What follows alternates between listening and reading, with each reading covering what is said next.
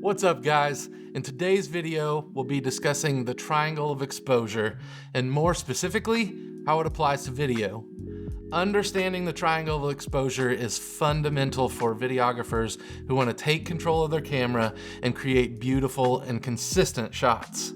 In this video, we'll be explaining what the triangle of exposure is and how it works. So let's get into it. So in the beginning, I struggled a lot with this and understanding what each of these things did. Finally, after watching enough videos, talking to enough people, and learning as much as I could, it finally clicked. Hopefully, this can do the same thing for you.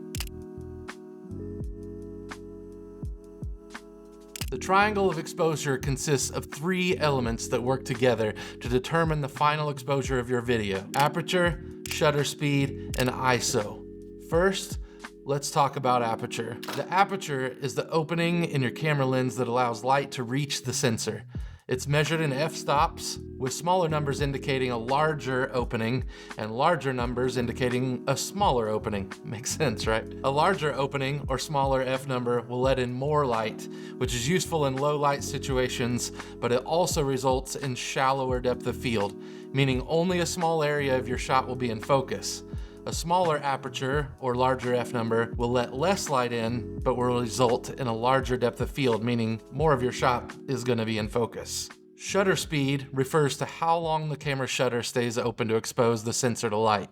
It's measured in fractions of a second, and a faster shutter speed will let in less light, but will also increase motion blur, while a slower shutter speed will let in more light and increase motion blur. The standard, as you probably heard before, is to set your shutter speed at double the frame rate. Some cameras will also measure this as shutter angle, so 180 degrees is staying at that rule. The shutter will always be double your frame rate in that case. Some vloggers and run-and-gun shooters will use a faster shutter speed or crank the shutter to bring down exposure in bright environments instead of having to use an ND filter. You might also raise your shutter to cut down on motion blur when you're capturing fast-moving subjects, or lower your shutter below 180 degrees to create some weird effects or exaggerated motion blur. The ISO refers to the sensitivity of your camera's sensor to light. A higher ISO will make your camera more sensitive to light, allowing you to capture brighter footage in low light environments.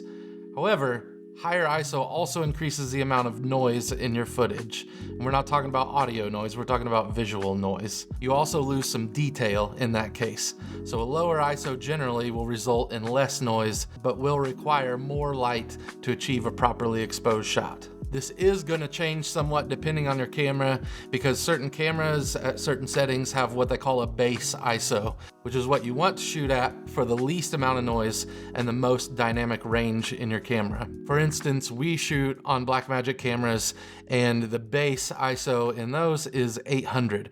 So it's higher than what you would typically run when you can go all the way down to 100, but 800 is the cleanest image with the most dynamic range, so that's what we try to stick with. So it helps me to remember that shutter speed, aperture, and ISO each do two things. The one thing they all have in common is they're going to adjust your exposure or the brightness of your image. The second thing that they do, shutter speed is going to control motion blur, aperture is going to control depth of field or depth of focus, and ISO is going to control the amount of noise in your image. So to summarize, the triangle of exposure consists of aperture, shutter speed, and ISO.